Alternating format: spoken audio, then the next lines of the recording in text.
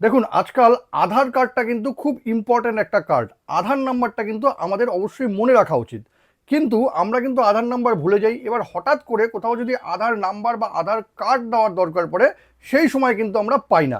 কারণ আধার কার্ড কোথাও সেভও করা নেই, নাম্বারটাও মনে নেই। তো এরকম অবস্থায় যদি আপনি পড়েন, তবে কিন্তু একটা খুব সহজ ট্রিক আছে। আপনি আপনার মোবাইল থেকেই কিন্তু তৎক্ষণাৎ আপনি আপনার আধার কার্ডটা পেয়ে যাবেন, বা আধার নাম্বারটা কিন্তু ডাউনলোড করে নিতে পারবেন বা নিয়ে নিতে পারবেন। তো এটা আপনি করবেন কি করে? এটা কিন্তু খুব দরকারি একটা ভিডিও। এরকম পরিস্থিতি কিন্তু সবার আসে, আর আধার নাম্বারটা কিন্তু খুব ইম্পর্টেন্ট। তো সেটা করবেন কি করে জানতে গেলে ভিডিওটা শেষ পর্যন্ত দেখুন, আর প্রসেসটাও কিন্তু একদম সেভ করে নিন। দেখুন, এই জন্য প্রথমেই আপনাকে চলে আসতে হবে আপনার গুগলটা ওপেন করে নিন। ওপেন করে নিয়ে এখানে আপনি লিখে দিন ইউআইডিএআই।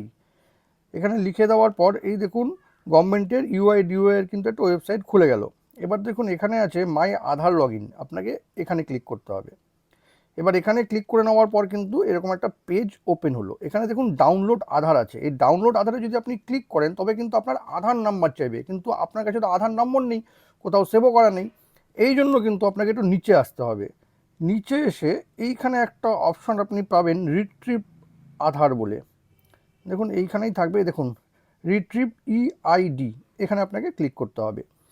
এইবার আপনাকে যেটা করতে হবে, আপনার নাম দিতে হবে, আপনার মোবাইল নাম্বারটা যেটা আধারের সঙ্গে লিঙ্ক করা আছে এটা দিতে হবে, বা ইমেল অ্যাড্রেস দিতে হবে, ক্যাপচা দিতে হবে। সেন্ড ওটিপিতে ক্লিক করলে কিন্তু ওটিপি দেওয়ার পর আপনার যে আধার নাম্বারটা সেটা কিন্তু আপনার কাছে মেসেজ চলে আসবে। এবার মেসেজ আসার পর সেই নাম্বারটা এক জায়গায় লিখে নিতে হবে বা মনে করে রাখতে হবে। এবার আপনি ব্যাক করে আসুন। ব্যাক করে আসার পর ডাউনলোড আধারে যান। ডাউনলোড আধারে গিয়ে এই আধার নাম্বারটা, যেটা মেসেজ এসেছিলো আপনার কাছে আধার নাম্বারটা, সেই আধার নাম্বার এখানে দিয়ে দিন, ক্যাপচা দিয়ে দিন। ওটিপি সেন্ড করার পর ওটিপি চলে আসবে, সঙ্গে সঙ্গে কিন্তু আপনি আপনার আধার কার্ডটা ডাউনলোড করে নিতে পারবেন। আধার কার্ড বের করার এই দারুণ প্রসেসটি যদি আপনাদের কোনো কাজে লেগে থাকে, তবে কিন্তু এটাকে অবশ্যই শেয়ার করবেন।